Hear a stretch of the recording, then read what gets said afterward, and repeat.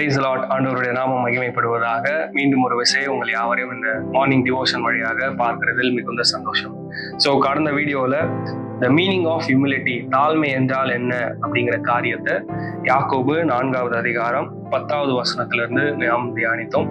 தொடர்ந்து இந்த காலை நேரத்தில் நீட் ஃபார் ஹியூமிலிட்டி, ஏன் நமக்கு இந்த தாழ்மை நம்மளுடைய வாழ்க்கையில தேவை என்பதை குறித்து நாம் தியானிக்க போகிறோம். ஒரு 3 காரியத்தை வேகமாக உங்களோடு பகிர்ந்து கொள்ள விரும்புகிறேன். முதலாவது ஒரு வசனத்தை வாசிப்போம். நீதிமொழிகள் 3வது அதிகாரம் 5 மற்றும் 6வது வசனம். உன் சுய புத்தியின் மேல் சாயாமல் உன் முழு இருதயத்தோடும் கர்த்தரில் நம்பிக்கையா இருந்து உன் வழிகளில் எல்லாம் அவரை நினைத்துக்கொள், அப்பொழுது அவர் உன் பாதைகளை செவ்வைப்படுத்துவார். ஸோ இந்த தாழ்மை நமக்குள்ள இல்லை அப்படின்னா நம்ம என்ன பண்ணுவோம் அப்படின்னா ஆட்டோமேட்டிக்கா நமக்குள்ள பெருமை வந்துடும். அதே நேரத்தில் யார் இடத்துல எல்லாம் தாழ்மை இருக்கிறதோ அவர்கள் தேவனுடைய சர்வ ஆளுகையை அங்கீகரிப்பார்கள், நினைவு கூறுவார்கள். Those who have humility, they will acknowledge and remain God's sovereignty. அப்போ உங்களுக்குள்ளேயும் எனக்குள்ளேயும் தாழ்மை இருக்க வேண்டிய முதலாவது நோக்கம் தேவனுடைய சர்வ ஆளுகையை நீங்களும் நானும் நினைவு கூற மற்றும் அங்கீகரிக்க.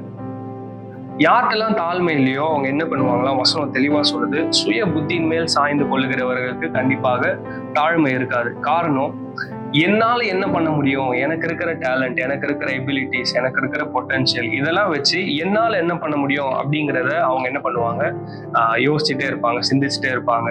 தேவனை அவர்கள் சார்ந்து கொள்ளாமல் தங்களுடைய சுய புத்தியின் மேல் சார்ந்து கொள்வார்கள். 2வது நமக்கு ஏன் தாழ்மை வேணும் அப்படின்னா நீதிமொழிகள் 16-18 சொல்லுகிறது, அழிவுக்கு முன்னானது அகந்தை, விழுதலுக்கு முன்னானது மனமேட்டிமை.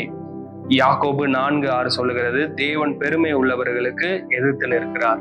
இந்த 2 வசனத்திலிருந்தும் நாம் கற்றுக்கொள்ள வேண்டிய மிகப்பெரிய ஒரு பாடம் என்ன அப்படின்னா, அழிவுக்கு முன்னானது அகந்தை, தேவன் பெருமை உள்ளவர்களுக்கு எதிர்த்து நிற்கிறார். அப்போ பெருமை நம்மளுடைய வாழ்க்கையில ஒரு நாளும் வந்துடக்கூடாது. தேவனே நம்மளை எதிர்த்து நிற்கக்கூடாது அப்படின்னா நமக்குள்ள கண்டிப்பா தாழ்மை அவசியம்.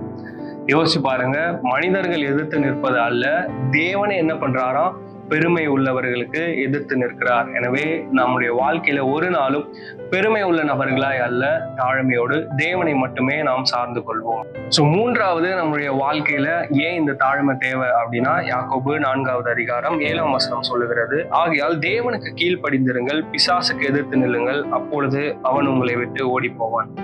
நிறைய நேரத்தில் நம்ம என்ன நினைக்கிறோம் அப்படின்னா, பிசாசுக்கு எதிர்த்து நிற்கணும் அப்படின்னா ரொம்ப ஸ்பிரிச்சுவலா இருக்கணும், அதை ரொம்ப ஆவிக்குரிய விதத்துல நம்ம டீல் பண்றோம். இல்ல, நமக்குள்ள தாழ்மை இருக்கும்போது தேவன் நமக்கு உதவி செய்கிறவராக இருக்கிறார். 2வது, தேவனுடைய சித்தத்திற்கு நம்மை அர்ப்பணிக்க எது நமக்கு ஹெல்ப் பண்ணும் அப்படின்னா இந்த தாழ்மை தான் உதவி செய்யும். எனவே இந்த காலை நேரத்துல நம்முடைய சுய புத்தியின் மேல் சாயாமல் பெருமை உள்ள நபர்களாக இல்லாமல் பிசாசுக்கு எதிர்த்து நிற்க, தேவனுடைய சித்தத்திற்கு அர்ப்பணிக்க, இந்த 3 விஷயத்திற்காக தாழ்மை நம்மளுடைய வாழ்க்கையில் தேவை. தொடர்ந்து இந்த வசனங்களை தியானிங்கள். கர்த்தர் உங்களை ஆசீர்வதிப்பாராக. God bless you.